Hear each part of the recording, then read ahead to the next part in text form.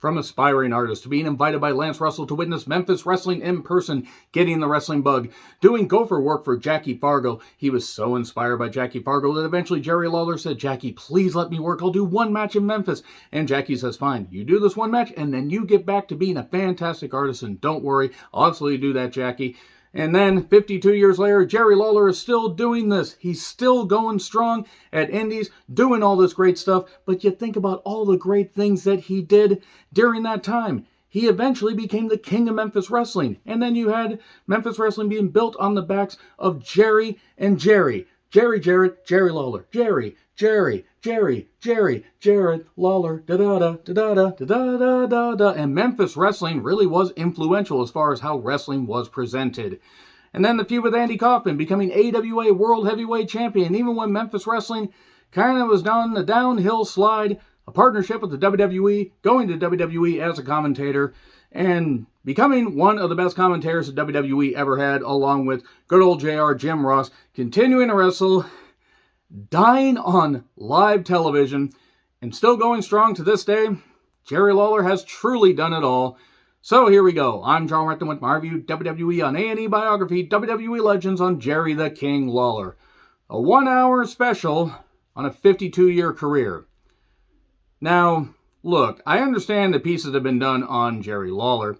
I mean, they did, Tales from the Territory. They did 2 episodes, one on Memphis wrestling itself and another on Kaufman versus Lawler. And then, there was Man on the Moon, which I haven't reviewed yet. I probably will review at some point. And then WWE has done pieces on Jerry Lawler. They did a biography. It was a short biography, and that was a number of years ago. It was a great DVD piece. But now, the WWE and A&E co-production on Jerry Lawler. And as far as a 1-hour special, they packed as much in as they could, but they really skipped over a whole lot of stuff. And I'm going to say right now, before I dive into what they included, I'm going to talk about some stuff they didn't include. And also, my opinion on Jerry Lawler has not changed. He truly is one of the longest tenured and one of the best to do it. I mean, you think about it. The reason he didn't have to leave Memphis is because he made so much money. He had 10% of Memphis at first, and he became a full-time partner with Jerry Jarrett. And he was doing so well, and he was revered there and comfortable there. He would make shots. He had wrestled numerous other territories and done so, had so many great moments of matches, so many promos, all that. But he never needed to leave until WWE came calling. And he had basically a second resurgence and a third resurgence after he died on live television. But my opinion on Jerry Lawler has not changed. There are a lot of skeletons in his goddamn closet and a lot of things that have been swept under the rug. But now let's crack on. So we see footage of the 50th anniversary of Jerry Lawler is in a ball field during the pandemic, September of 2020. But, Tennessee, I mean, it's not like there are any politicians in Tennessee that have shown themselves to be a goddamn, foolish and denying of science, like, Kane, Glenn Jacobs. I did a piece on him. Check out what I talked about, when it came to his biography. That should be on the old school reviews and documentary reviews playlist. So, Jerry Lawler was a cornerstone of wrestling. Easy for me to say. And that's true. He was, and pretty much still is, a cornerstone of wrestling. On Jim Cornette's podcast, Jim Cornette and Brian Last talked about this and talked about how long Lawler's been wrestling. And I believe that Roy Welch worked, some shows during the beginning of Lawler's career while, I believe it was Roy Welch. It was one of the Welches. And that Welch had worked with Lou Thesz. And if you think about that history and all the history of Lou Thesz and all that stuff, that means there's interconnections going back to the goddamn 30s. I mean, that's fucking incredible. So, for Memphis, WWE, and all in between and everything, they did show a lot of Memphis footage I have not seen a ton of, and I did like seeing that.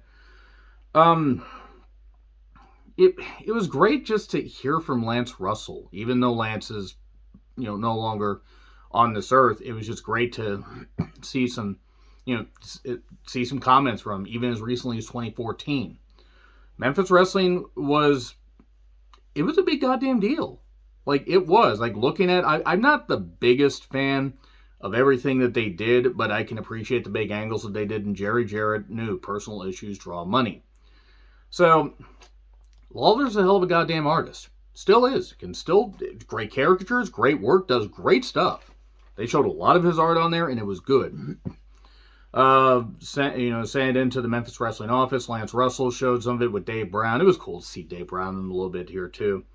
Jackie Fargo saw something in him, but at first, Jerry Lawler was just a gopher for him, driving him around, that kind of stuff, and whatever. Didn't dare ask about getting into wrestling.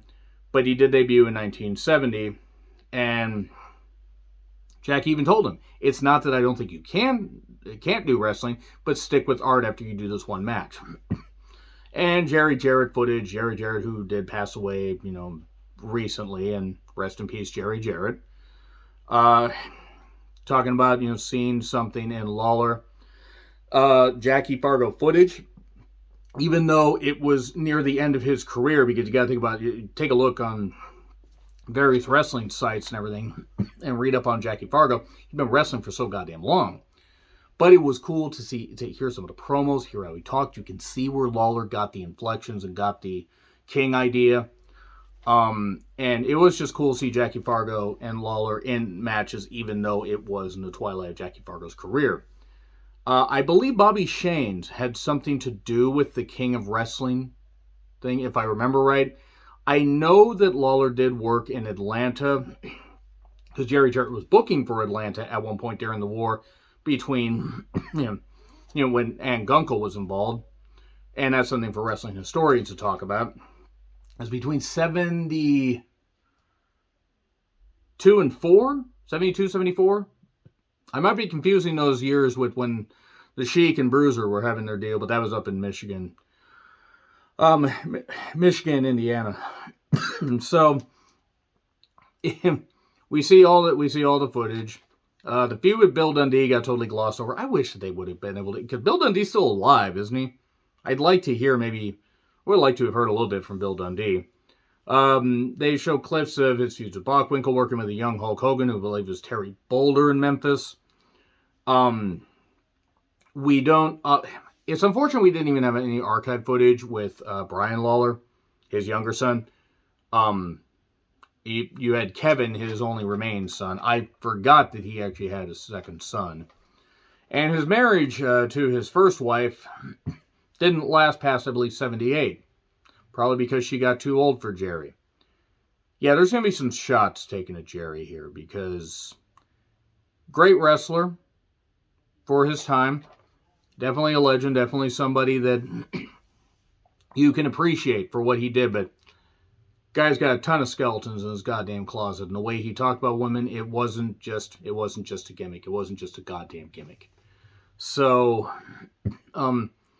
he just dove into his career. They skipped over the fact that he broke his leg playing football. I believe he was out from late 79 all the way through most of 80, if I remember right. Business really was down. You can read that up on that in Memphis books. And then the Kaufman feud. And this is where Andy Kaufman was a natural. He wanted to work for Worldwide Wrestling Federation because he wanted to work at Madison Square Garden. And had Vince Jr. at the time been running the company, he would have been willing to use Kaufman. Unfortunately, Vince Sr. had in 1979, and was, Vince again hadn't established Titan Sports yet and hadn't done his stuff. So Andy just missed that window. And then October 12th, 1981, he was doing the intergender thing. Check out the Tales from the Territories on Kaufman versus Lawler if you really want to hear the full story about that. But it was cool Andy was just a natural. And apparently a really nice guy. Loved wrestling, respected wrestling, knew that he couldn't be the guy. He wanted to live out his dream as a wrestling villain, but knew that he had to work with the right people, because you can think you know the moves, and he respects it, but he knew he was humble about it. But he was great on camera. And then, all the stuff, the women in the kitchen banging the pots and pans. April 5th, 1982, against Jerry Lawler. And, the backdrop where he lands on, takes a bump on his neck. And then the pile driver. which was illegal in Tennessee, according to the Tennessee Athletic Commission. So technically, Andy Kaufman has a victory over Jerry Lawler. That is the funniest thing about that. That's what people forget. And Kaufman laid there, would not get up, get an ambulance. No, an ambulance costs $300. Like, well, he says he'll pay for it. Okay. And then we go to the Letterman. He stayed in the hospital for 3 days. He still got the neck brace on. The Letterman slap, that's talked about. That's shown clips of. They actually spent about half the episode on Memphis, which I was a bit surprised by. I thought maybe they were really going to condense the Memphis stuff. And then they kind of skipped over the AWA partnership. We have cable TV and such. He stayed in Memphis because he was paid well, he was a top guy, and ownership. And then there was partnership with WWE where they were going to help keep the territory alive. They skipped over the whole thing where Jerry Jarrett was going to be brought up if Vince McMahon went to jail because of the steroid trial. And then Rock and Kurt Angle. Rock, I believe, is Flex Cavana, I believe was his name. He had some shots in Memphis, Power Pro Wrestling, that kind of stuff. Memphis Wrestling, for all intents and purposes, by 97 was done. I believe there were other incarnations that came up, but that particular incarnation was done by 97. And he was brought in WWE in December of 92 as a commentator. Bobby Heenan, late great Bobby Heenan, the best color commentator of all time. Fight me in the comments. He gave him a grandiose introduction. They did skip over the 93 Rumble where he came out without his crown because apparently a bunch of people crapped in his crown because there were certain people that still didn't like how Lawler and Jarrett treated them, or specifically Jarrett, in back in the Memphis days. And I wish they had spent just a few minutes on the feud with Brett. Because the feud with Brett was great. Him talking to Stu and Helen. How about we talk about when you were young, the Dead Sea was just sick? Which was a great line. Great goddamn line. And Stu still stretching people at that age. Let me show you a hold. Can't do the Stu Hart accent. I'm so sorry. I'm so sorry to any fans of Stu Hart. They're still out there. I wish that they had just... That's really the only feud they needed to cover. That's why you do two... This is going to get me in trouble. You do 2 hours on the goddamn Bellas. Which, yes, the beginning of their, delving into wrestling eventually after their rough upbringing needed to be talked about. But 2 hours on the Bellas, 2 hours on China, who had a short career. Hell, 2 hours on the NWO, who, yes, were an influential goddamn stable. But you look at their windows, and whether I'm a fan of Lawler or not, 1 hour on his career? You could have talked about various commentary lines that he said, like one in the Attitude Era. I thought hoes voted, but hoes don't vote. They don't care who gets in. JR, I beg your pardon.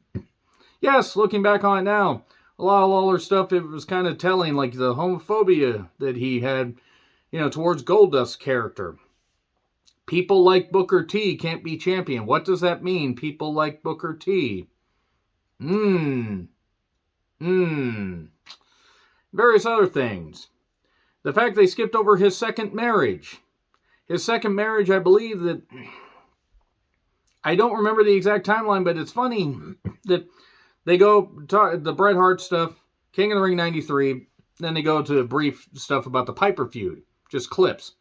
They skip over Survivor Series 93 and the fact that Jerry Lawler eventually was, found not guilty of certain charges about stuff involving a couple girls, or was it one girl, I forget what. Forget the exact context, but he got taken off of Survivor Series 93. He was back eventually. He was back within a few months. But funny how they skip over that.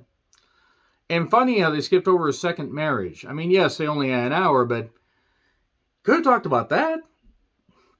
Wonder why they didn't talk about the second marriage.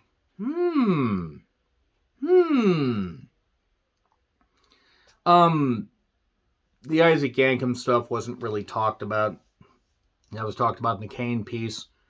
Lawler was a part-time wrestler and full-time commentator. Savage left because he jumped ship. No, his contract was done. He wanted to be back in wrestling. Vince McMahon said, we're going to have a youth movement because he felt Savage didn't have enough juice left. And then Savage went and became a multi-time world champion in WCW and had the feud of 1997 against DDP when he was in his mid-40s. But he didn't have anything left. It was a bit... I mean, it was a boost for WCW, but it was kind of bad, judgment by Vince. But that's okay. Randy took the Slim Jim deal, and then they tried to have Bam Bam be, rest in peace Bam Bam, but they tried to have him be the Slim Jim guy, and that didn't work. That didn't work at all. Lawler was a full-time commentator in November 94, November 7th, 1994, because that was the day that Savage had left, jumped ship. Lawler worked as a full-time commentator. The pairing with Jim Ross, to me, only bested by Heenan and Monsoon in WWE, because we can go through all the history with duo commentary teams as opposed to individual commentary teams. But I still say that JR and Lawler for a number of years are pretty goddamn good. And all the stars he saw on the rise and all that, and he preferred to wrestle because he said it was harder to keep up that energy, do all the commentary and everything for 3 goddamn hours or a 4-hour pay-per-view or whatever it is. And even into his 50s, he was still wrestling. He was still doing his stuff. He prepared for his commentary. He showed some notes where Stone Cold's blood got on it, and he still had that. Gross. Speaking of people that hated, or, that didn't respect women, Austin, who beat 2 of his wives that we know about. But the puppies line, they really could have done more in 2 hours talking about his commentary. The good, the bad. But then Stacey Carter, his third wife, who actually chimed in. I was a bit surprised. There. They fired her. They gave her a release in February 2001, and Lawler left with her. And he said he was out for a year. You were out for 9 months, Jerry. 9 months. They had the XWF thing that they didn't mention because it was a failure, because it was Hogan and... I know Jimmy Hart chimed in. It was good to hear from Jimmy Hart. Jimmy Hart, who is 80. He's either 80 this year or he's 80 now, and he still has boundless energy and looks exactly the same. It's very frightening. In a good way, because I love Jimmy Hart. He's one of my favorite managers of all time, one of my favorite wrestling personalities. And really important to Memphis Wrestling. I wish that they would have... I hope that the Tales from the Territories people did more footage, or maybe they do a bonus episode of Memphis Wrestling Uncut or whatever, and we can see that. But then he comes back in November 2001, sporadically wrestles, still does his stuff.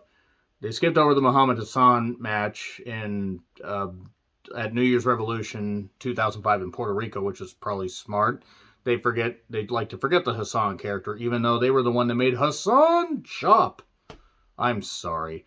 Anyway, so then his WWE Championship match against Miz that Cole stopped him from winning. Mania 27 versus Michael Cole. You can check out my retro review that turned into a scathing rant about that whole show. It was said that was Lawler's lone Mania match. All those years they had him. You're telling me with some of the dreck they had, they really should have done Brett versus Lawler at Mania 11 instead of Brett versus Backlund, because at least Brett versus Lawler would have had better psychology. I love Backlund. And then after wrestling a tag match, I believe he was teaming with Randy Orton against, was it Ziggler and Punk? I'm trying to remember. But anyway, he wrestled that, and then and I do remember this vividly, looking, I'm like, he looks really labored. Is he okay? And he didn't look like he was doing all that well. And then he had cardiac arrest. Had a cardiac arrest incident. They showed footage of this. It was scary. The fact that he somehow survived. Cole, carrying on with the show. I mean, I gotta give him credit for that. I'm not fond of giving credit to Michael Cole, but he did carry that on pretty well. He returned to TV 2 months later, and he wrestled Owens in Owens' last indie date before Owens came to WWE. And the fact that, Lawler's wrestled so many goddamn people, still continues to wrestle. He did have a stroke recently, and even though I guess he's regained his abilities, I don't know if he should wrestle anymore.